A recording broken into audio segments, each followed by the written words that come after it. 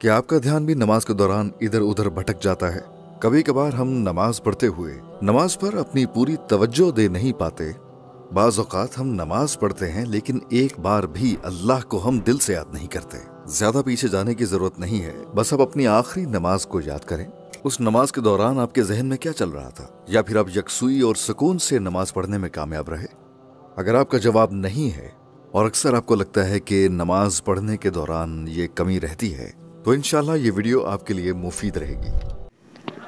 हमारी नमाज पढ़ने से शैतान खुश हो जाता है, पर क्यों और कैसे?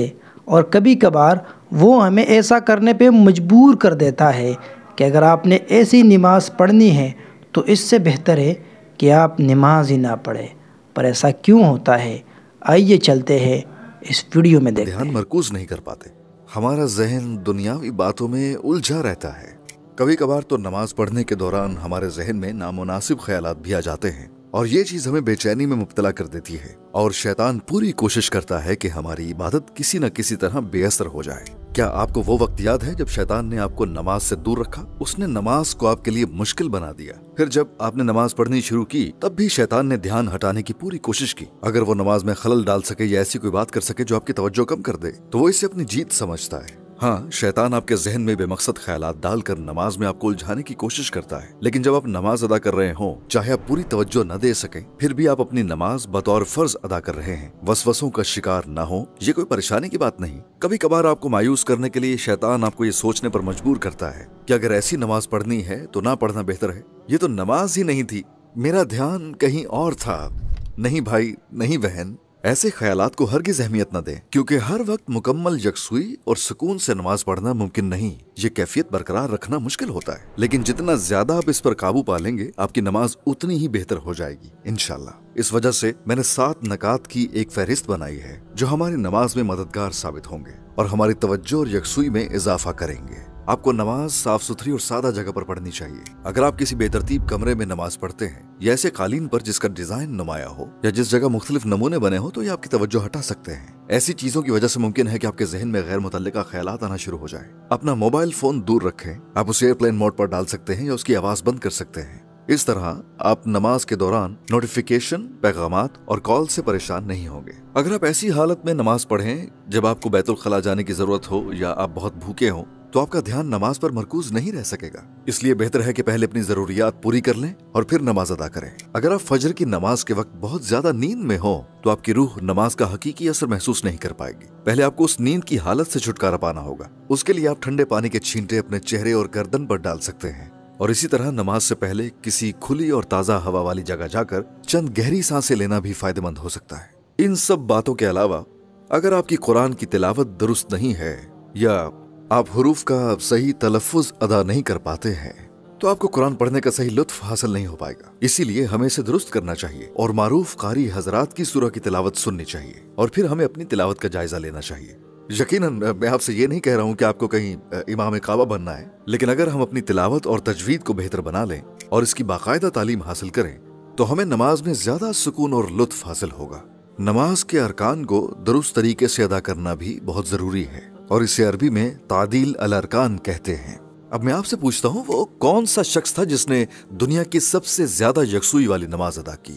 यकीनन हमारे प्यारे नबी सल्लल्लाहु अलैहि वसल्लम। तो हमारे नबी करीम नमाज कैसे पढ़ते थे, वो तकबीर कैसे कहते थे, रुकू में किस अंदाज से झुकते थे, रुकू और सजदे के दरमियान कितना वक्फा होना चाहिए, 2 सजदों के दरमियान कितनी देर का वक्फा करना चाहिए, ऐसे सवालात के जवाबात तलाश करके हमें नमाज के अहकाम को सही तरीके से सीखना चाहिए। आखिरकार जब हम नमाज पढ़ें तो हमें ये सोचना चाहिए कि हम किसकी बारगाह में खड़े हैं और किसकी इबादत कर रहे हैं। जब हम नमाज के दौरान हरकात के दरमियान अल्लाहु अकबर कहते हैं तो हमें उसके मानी पर गौर करना चाहिए। अल्लाहु अकबर, अल्लाह सबसे बड़ा है। हमें ये सोचना चाहिए कि जो कुछ भी हमारे पास है वो सब अल्लाह की अता करदा नेमतें हैं और हमें ये भी सोचना चाहिए कि हम उसके सामने कितने बेबस और कमजोर हैं।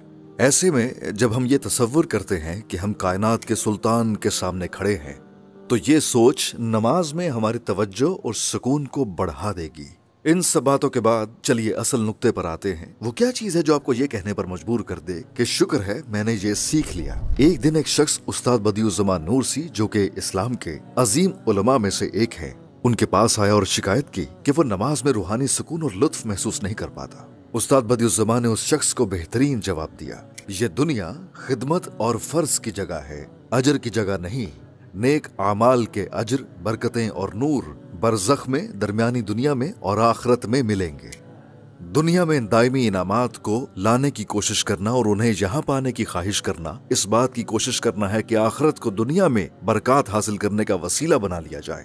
پھر اس اچھے عمل کا اخلاص ٹوٹ جاتا ہے اور پھر وہ اپنی روشنی کھو دیتا ہے۔ ہاں، ان انعامات کو چاہا جانا اور نہ ہی ان کا ارادہ کرنا چاہیے، لیکن اس کے بجائے یہ انعامات آخرت میں دیے جا سکتے ہیں۔ بدیع الزماں فرماتے ہیں، یقیناً ہم نماز میں سکون اور لذت چاہتے ہیں، لیکن نماز پڑھتے وقت ہماری نیت کیا ہونی چاہیے؟ ہمیں یوں کہنا چاہیے، اے میرے رب، میں یہ فرض نماز محض تیری رضا کے لیے ادا کر رہا ہوں۔ یعنی ہم نماز کسی ذاتی فائدے کے لیے نہیں پڑھ رہے۔ در حقیقت اس صورتحال میں ہماری خلوص نیت کا امتحان لیا جاتا ہے، چاہے ہم بوریت محسوس کریں یا اکثر ہمارا دل بھی نہ چاہ رہا ہو۔ مثلاً اگر آپ بہت زیادہ تھکے ہوئے ہیں یا غنودگی میں ہیں اور ابھی تک عشاء کی نماز نہیں پڑھی، تو آپ خود کو نماز ادا کرنے پر آمادہ کرتے ہیں، چاہے اس میں دل لگے یا نہ لگے۔ یہ ہمارا اہم فرض ہے، یہی ہماری تخلیق کا مقصد ہے۔ چاہے کچھ بھی ہو جائے، ہمیں پھر بھی نماز ادا کرنی ہی ہے۔ یہ خشوع و خضوع اور یہ قلبی سکون جو ہم جانتے ہیں وقت کے ساتھ آ ہی جائے گا، چاہے ہر وقت محسوس نہ ہو۔ تو ہم کیا کریں کہ ہماری نماز مکمل یکسوئی اور اخلاص کے ساتھ ہو، صرف اللہ کی رضا کے لیے ہو۔ جتنا زیادہ ہم اپنے خالق کو پہچانیں گے، اتنے ہی اخلاص سے اس کی عبادت کریں گے۔ تو ہماری اصل پریشانی معرفت الہی کی کمی ہے۔ معرفت الہی کیا ہے؟ یہ اللہ کو پہچاننے کا تصور ہے۔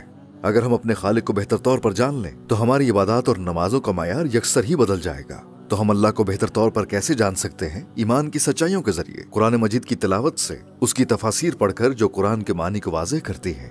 مثال کے طور پر میں آپ کو رسالہ نور تفسیر پڑھنے کا کہوں گا۔ یہ رسالہ نور پڑھنے سے ہم اپنے رب کو بہتر جان سکیں گے اور یوں ہم اپنے مسائل حل کر سکیں گے انشاءاللہ۔ جو کچھ بھی انسان دن بھر کرتا ہے، اسی سے ہی جڑے خیالات اس کے ذہن میں آتے رہتے ہیں۔ مثلاً اگر میں پورا دن فٹ بال کھیل کر گزارتا ہوں تو خواب میں بھی فٹ بال ہی دیکھوں گا، اور یہاں تک کہ نماز میں بھی وہی چیزیں ذہن میں آئیں گی۔ اب ذرا اسے ہم دوسرے زاویے سے سوچتے ہیں۔ اگر ہم اپنے ذہن کو ایمان کی حقیقت، معرفت الہی اور قرآن سے بھر لیں تو آپ کیا سمجھتے ہیں کہ نماز کے دوران ہمارے دماغ میں کیا آئے گا؟